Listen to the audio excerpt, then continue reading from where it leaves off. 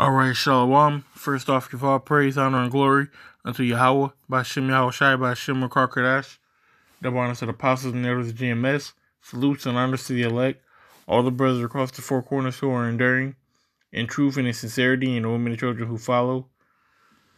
So as you can see, I wanted to do this particular lesson on universal basic income and the social security system, and you'll see how I make the tie between the two of them.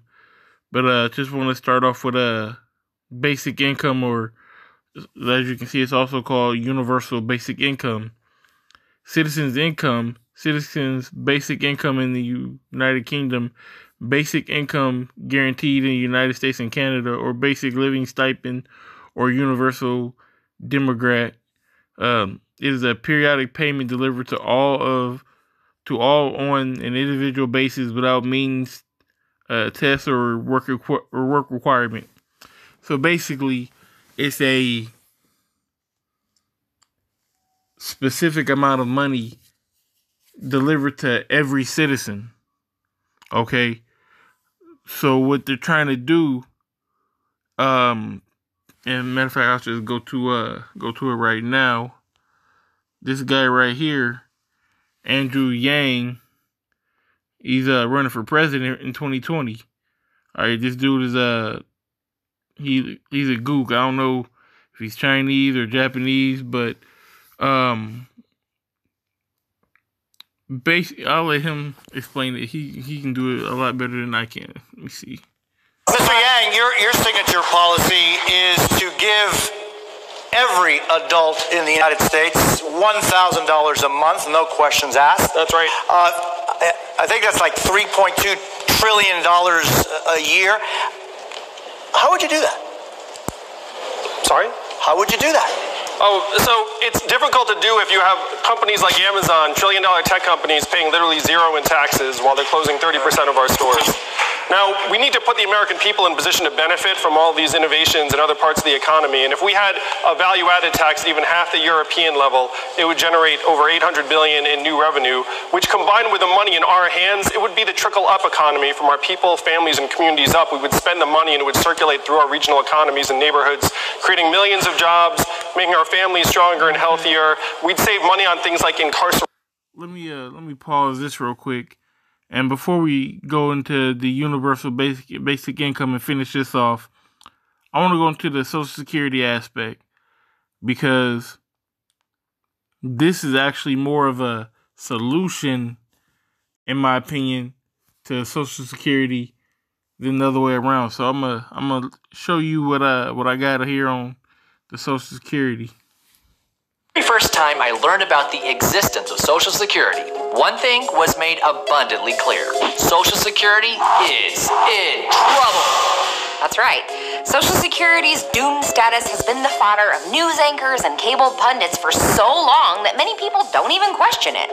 As a result, many young Americans are starting to worry whether we'll ever see a dime of the taxes that we pay into it. And this fear isn't unique to America. There are billions of people that are paying into similar programs all over the world, from Albania to Zimbabwe. And when people's future income is messed with, bad things can happen. Remember the riots in Greece a few years ago?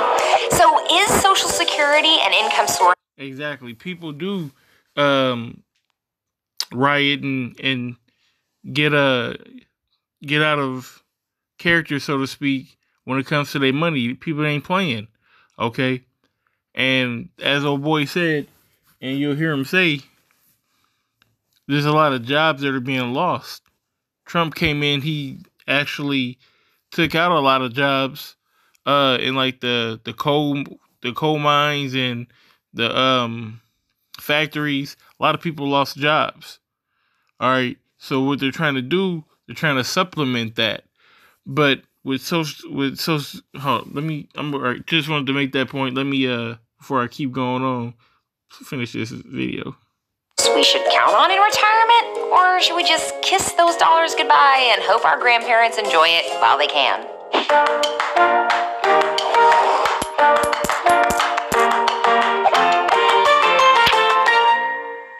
The earliest reported beneficiary of the Social Security retirement benefit was a Mr. Ernest Ackerman.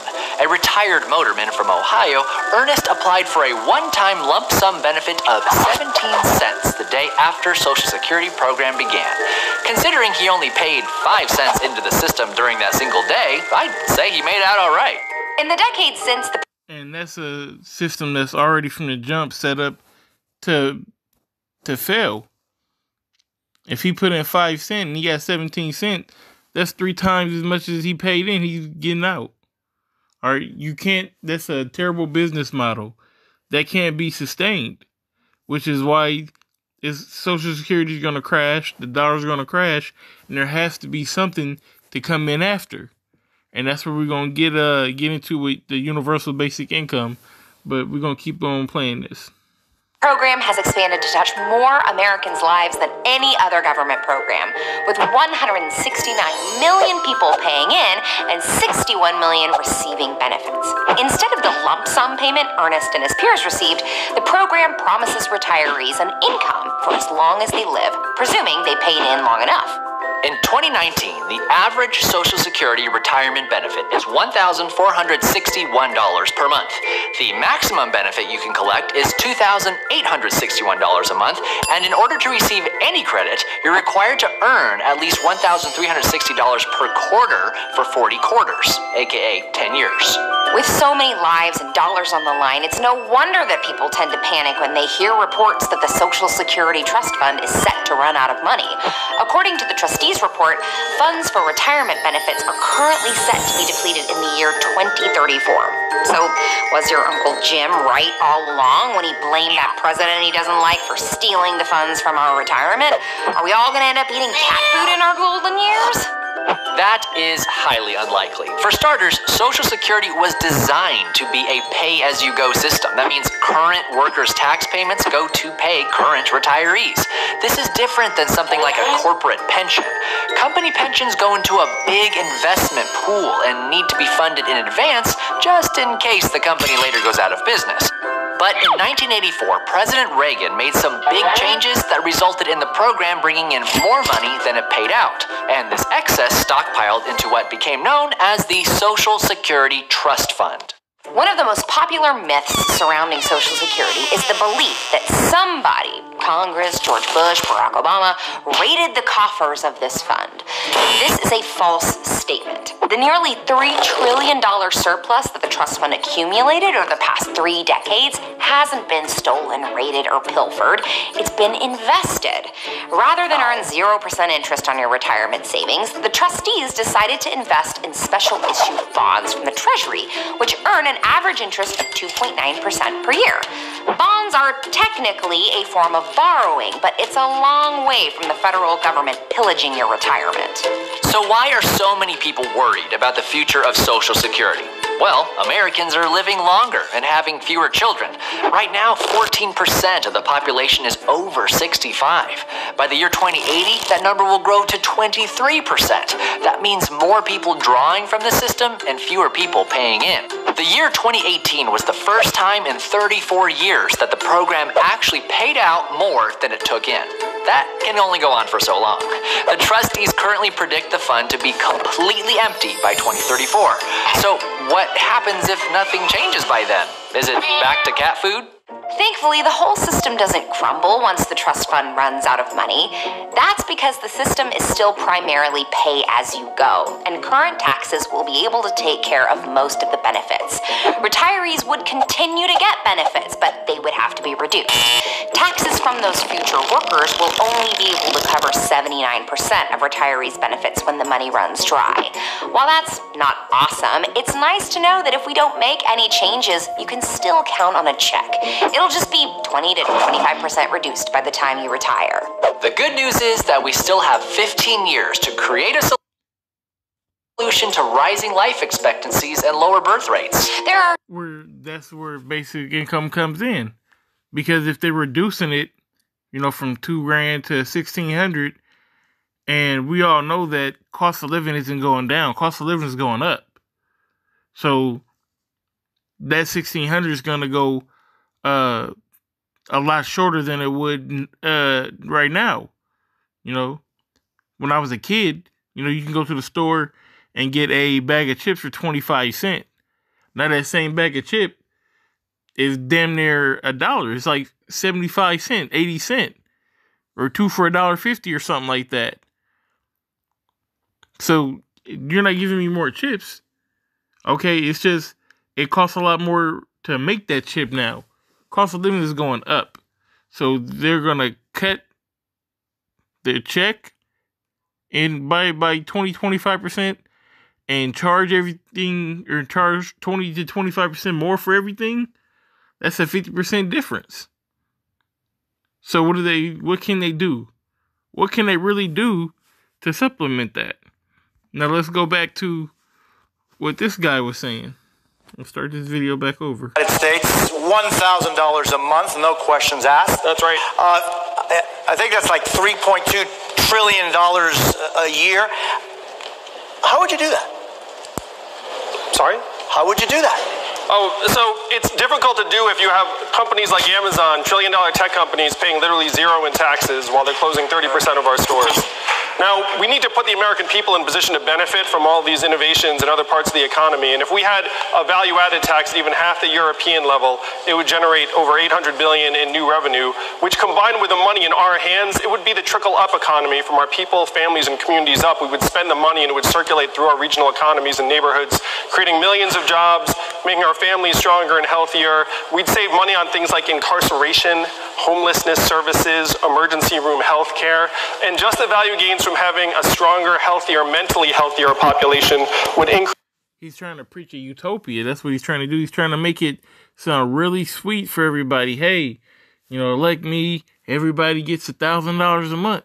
You know, if everybody getting $1,000 a month, everybody's going to be spending the money.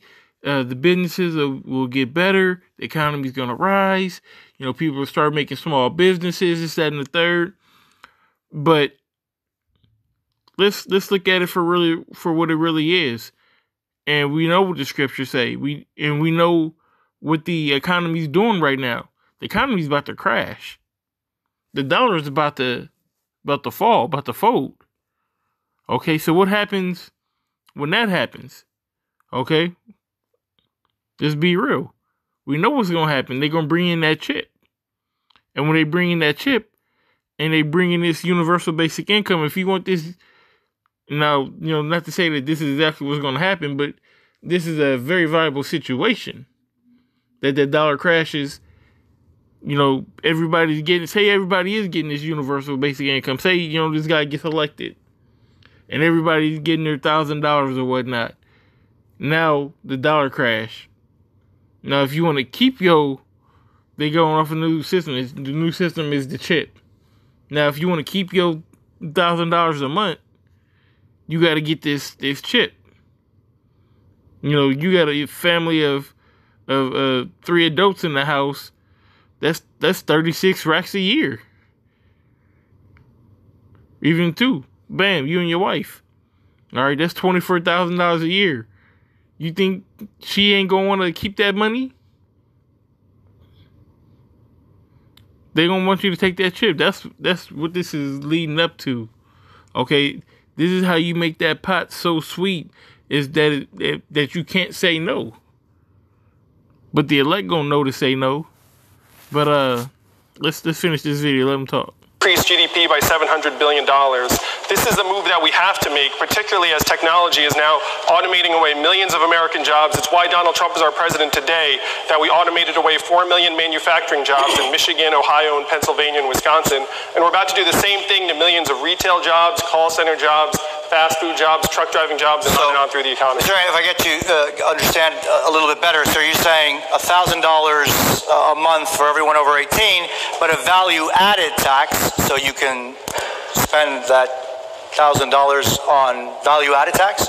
Well, the value-added tax would end up, you'd still be increasing the buying power of the bottom 94% of Americans. You have to spend a lot of money for a mild value-added tax to eat up $12,000 a year per individual.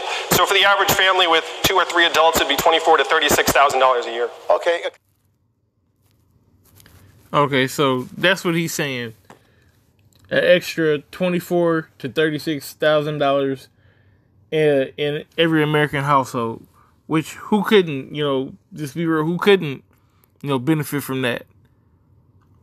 But when you put that stipulation in with the chip, that's where it's going to get dark. That's where, things are going to get hairy, man. And the true believers are going to be found out at that time. So, of course, we're going to get that scripture.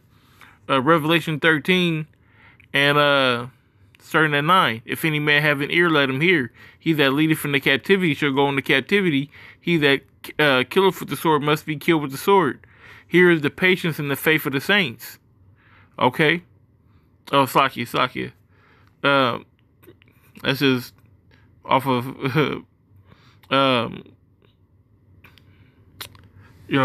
force of habit. But, Revelation 13 and 16, it says, and he called us all, both small and great, rich and poor, free and bond, to receive a mark in their right hand or in their foreheads, that no man might buy or sell, save that he that had the mark, or the name of the beast, or the number of his name. Okay, so that mark that is speaking of is Karagma. This.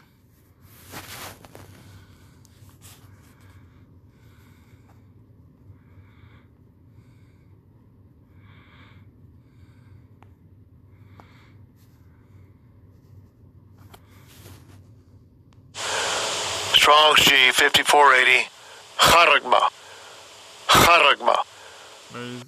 Charagma. It says a stamp, an imprinted mark of the mark stamped on the right of the forehead or the right hands, as of the badge of the followers of the Antichrist. A mark branded upon horses, thing carved, sculpture, graven work of idolatrous images. All right, that's what it is. B2. A thing carved. It's literally a carving in the flesh. All right, and when they go to give you that chip, that's exactly what it is. They're gonna break the skin and put it underneath your flesh, man. Then you know that you are a slave of the Illuminati, of the bankers. Okay, the people who are really running this world. Because he talks about how he's gonna fund it and this, that, and the third. We all know what's going on. We all know who really runs this place. The bankers do, the international bankers. So this is how they're going to build up their slave army. This is how they're going to get you to take the chip. This is how they're going to deceive you. Okay? This is how they're going to get you. They're going to make it so sweet that you can't resist. And if you do, you're going to be ostracized. All right, so this lesson's already been, about 18 minutes long. So I'm just going to go ahead and end it right here. If you stuck with me throughout the whole thing, the water, I'm going to give all praise, honor, and glory unto Yahweh, by Shem Yahushai, by Shem Karkadash, double honors to the apostles and elders of GMS, salutes and honors to the elect, all the brothers across the four corners who are enduring in truth and in sincerity, and the women and children who follow. Shalom.